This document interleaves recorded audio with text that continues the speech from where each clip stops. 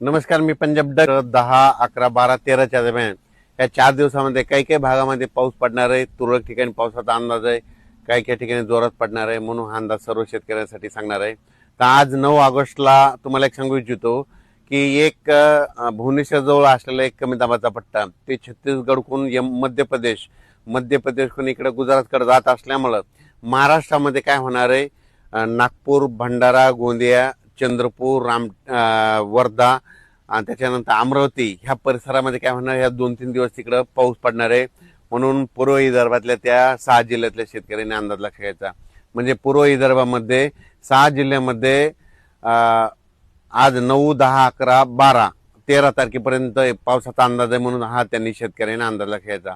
तसेच 9, 10, 11, 12, 13च्या दरम्यान महाराष्ट्रात देखील तुम्हाला सांगितलं मराठवाड्यात देखील परभणी जिल्हा, लातूर जिल्हा, बीड जिल्हा, जालना जिल्हा, संभाजीनगर, त्याच्यानंतर हिंगोली, नांदेड या जिल्ह्यामध्ये काय होणार आहे, खूप काय मोठा पाऊस पडणार नाही. दुपारपर्यंत ऊन पडेल, पण ह्या 4-5 दिवसामध्ये काय होणार आहे, तुरळक ठिकाणी विखुरलेल्या स्वरूपाचा पावसाचा अंदाज आहे. म्हणून परभणी, लातूर, बीड, धाराशिव, जालना, संभाजीनगर, हिंगोली ह्या शेतकऱ्यांनी अंदाज लक्षात घ्यायचा.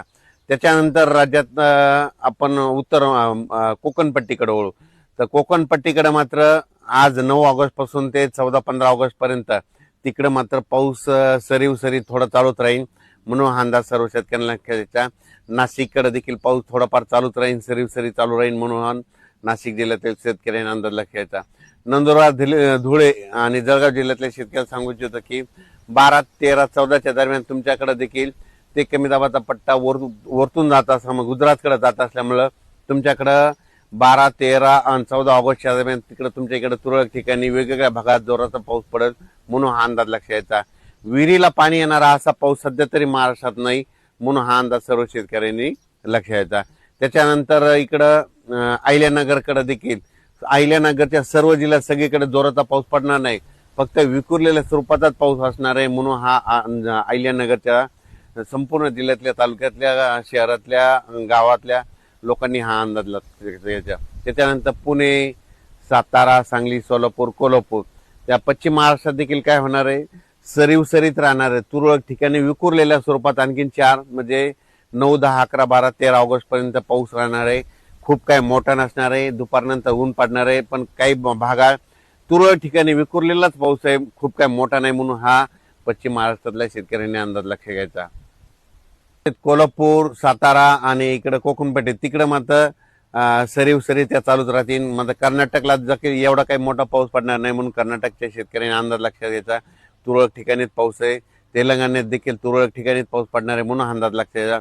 फक्त एक कमी दाबाचा पट्टा भुवनेश्वरहून आपलं इकडे मध्य प्रदेशकडे जात असल्यामुळं विदर्भातच पाऊस पडणार आहे. ते पूर्व विदर्भात मग वर्धा, नागपूर, भंडारा, गोंदिया, चंद्रपूर, त्याच्यानंतर यवतमाळचा काही भाग आणि अमरावती, त्याच्यानंतर मोर्शी असं करत करत परतवाडा, इकडं जळगाव, जामोद, इकडं जळगाव, रावेर, धुळे, नंदुरबार ह्या पट्ट्यामध्ये जात असल्यामुळे ह्यामध्ये 11, 12, 13च्या दरम्यान तिकडल्या भागातच म्हणजे मध्य प्रदेशच्या बाजून महाराष्ट्र जे लगतचे जिल्हे, तालुके येतात त्या शेजारच्या तालुक्यामध्ये पाऊस पडणार आहे. म्हणून हा अंदाज लक्षात आहे. संपूर्ण महाराष्ट्रात काही सर्वदूर पाऊस पडणार नाही, विखुरलेल्या स्वरूपाचा पडणार आहे. दिवसा ऊन पडल, वारं सुटल. म्हणून हा अंदाज लक्षात यायचा. आणि शेतकऱ्याचे एक मेसेज आला की यावर्षी ह्या ऑगस्टमध्ये विहिरीला पाणी येईल, तसा पाऊस पडणार आहे का? तर तसा ह्या ऑगस्टमध्ये पाऊस पडणार नाही. फक्त पडणार आहे फक्त गोंदिया जिल्हा, नंदुरबार, गोंदिया, नागपूर, वर्धा, चंद्रपूर तिकडच्या परिसरातच म्हणजे पाणी येईल तसा पाऊस आहे.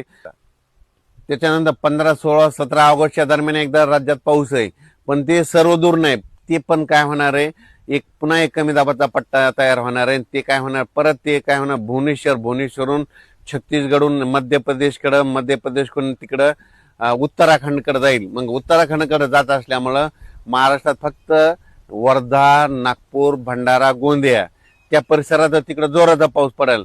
आणि तिकडं पाऊस पडत असल्यामुळं महाराष्ट्रात फक्त सरी तुरळक ठिकाणी 15, 16, 17 ऑगस्टच्या दरम्यान विखुरलेल्या स्वरूपाचा पाऊस पडणार आहे. असा मोठा पडणार नाही. म्हणून अंदाज लक्षात. फक्त मात्र पूर्व विदर्भात ते पाऊस असणार आहे. म्हणून पूर्व विदर्भातल्या शेतकऱ्यांनी अंदाज लक्षात घेऊन आपण आपल्या शेतीची कामे करायची. मी पहिल्यापासूनच आणखीन एक अंदाज सांगतो. मी म्हटलं तर सांगत होतो की जून मध्ये कमी राहील, जुलैमध्ये जास्त, ऑगस्टला कमी आणि सप्टेंबर ऑक्टोबर परतीचा पाऊस जास्त पडणार आहे. 13 नोव्हेंबरला थंडी येणार आहे. म्हणून हे अंदाज दरवर्षी शेतकऱ्यांनी, यावर्षीचा अंदाज सर्व शेतकऱ्यांनी लक्षात घ्यायचा. यावर्षी सप्टेंबर ऑक्टोबर मध्ये जास्त पाऊस पडणार आहे. म्हणजे ऑगस्ट संपताना जे वातावरण चेंज होईल आणि सप्टेंबरच्या पहिल्या आठवड्यात चांगला जोराचा पाऊस असणार आहे आणि ते राज्यभर सगळीकडेच पडणार आहे.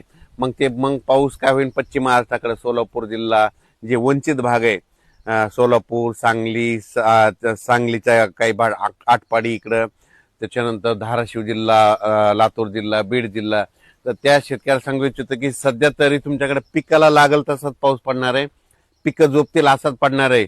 पण तुमचं पीक काही खराब होणार नाही, पीक काही वाळून जाणार नाही. मात्र सप्टेंबर मधला पाऊस मात्र तुम्हाला सरासरी भरून काढणार आहे. म्हणून सोलापूर जिल्हा, लातूर जिल्हा, बीड जिल्हा, त्याच्यानंतर इकडं अहिल्यानगर जिल्हा, त्याच्यानंतर सांगली जिल्हा ह्या शेतकऱ्यांनी अंदाज लक्षात घ्यायचा.